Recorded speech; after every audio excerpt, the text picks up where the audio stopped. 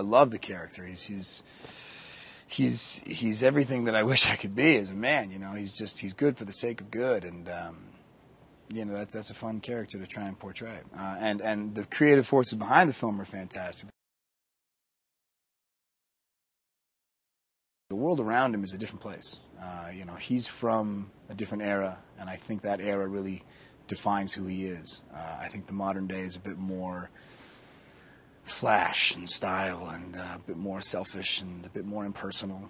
There's a lot of technologies that put blocks in between people, and the 40s there was much more of maybe a direct and honest sincerity to the way people behaved, and I think human interaction breeds manners, and just it's a way of life that I think Steve had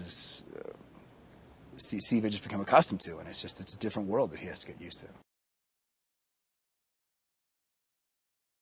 It's so nice that as the Avengers are finding their niche within a group, so are we as people.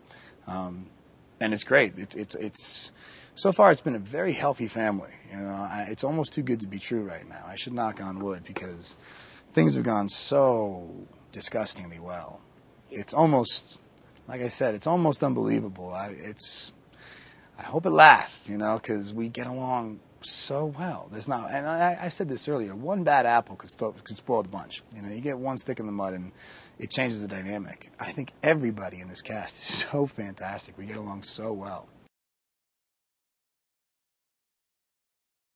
I think Cap, feels a little bit of a kinship with the guy. They're both saddled with an immense amount of responsibility. They're both kind of fish out of water. Banner had done a good job of hiding and doing his own thing, and then he's brought back to a place that he didn't choose to be, and he's adjusting to a foreign environment just like I am.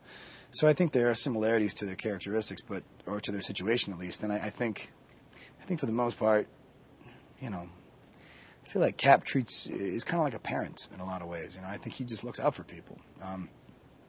Banner is obviously in a sensitive situation, so I think Cap is doing what he can to make him feel comfortable and adjusted. And Ruffalo, I can't say enough about Ruffalo. He's fantastic. He's one of those actors that's like he throws himself into it.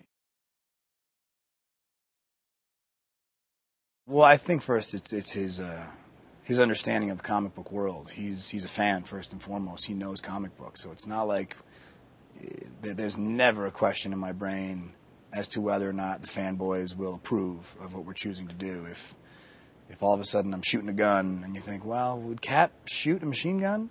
If Joss said it's okay, it's okay, because he is that demographic. And second, it's his passion. This is, like you said, it's a tricky task to bring all these characters together. It's a tall order. You couldn't do this movie if you didn't absolutely love this genre. You couldn't have a director, talented as you want to find one, if he wasn't in love with this style of filmmaking, the comic book characters and crazy sets and superpowers and things like that. Joss, I think, just eats it up.